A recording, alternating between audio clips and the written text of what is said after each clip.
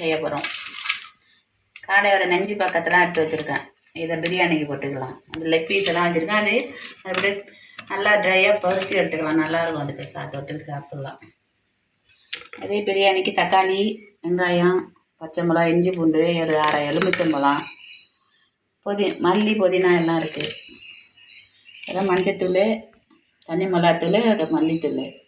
இது முந்திரி, பாதாம் பருப்பு, கசகசா எல்லாம் அரைச்சி வச்சுருக்கோம். இது தாளிக்கிறதுக்கு பட்டை, கிராம்பு, ஏலக்காய் எல்லாம் தேவையான அளவு. இப்போ அரை கிலோ பிரியாணி அளவில் ஆயில் ஊற்றிப்போம். பிரியாணிக்கு தேவையான அளவு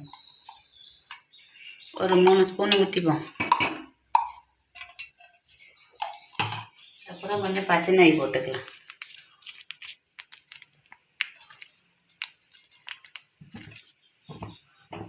வச்சுட்டு பட்டை, கிராம்பு, ஏலக்காய் எல்லாத்தையும் போட்டு நல்லா வறுத்துக்கலாம்.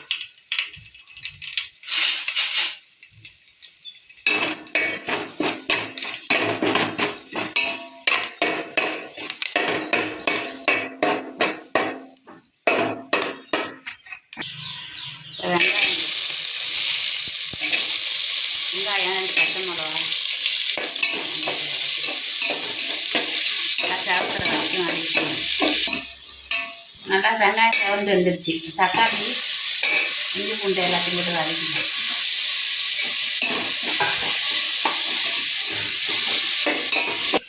தக்காளி நல்லா வதங்கிடுச்சு. இப்போ மிளகாத்தூள், மல்லித்தூள், மஞ்சத்தூள் எல்லாத்தையும் போட்டு வதக்கிப்போம். அப்புறம் புதினா மல்லி அதையும் போட்டுக்குவோம். அப்புறம் ஒரு அரை எலுமிச்சம்பழம் புரிஞ்சு அதை விட்டுக்குவோம். காடையில் கொஞ்சம் தயிர் ஊற்றி வச்சுருக்கோம். இப்போ அதில் போட்டு கிண்டி வச்சுக்குவோம். கட்டிட்டு தேவையான அரிசி அரைஞ்சி வச்சுக்கிட்டோம். அந்த மாதிரி 2 பங்கு தண்ணி எடுத்து ஊற்றி காடையை நல்லா வேக விட்டுருவோம். கொஞ்சம் காடை கொஞ்சம் அந்த உடப்பெல்லாம் அதில் ஏற்றும். அது வரைக்கும் கொஞ்சம் எடுத்து கொஞ்சம் வேக வைப்போம். அதுக்கப்புறம் தண்ணி ஊற்றிக்கணும்.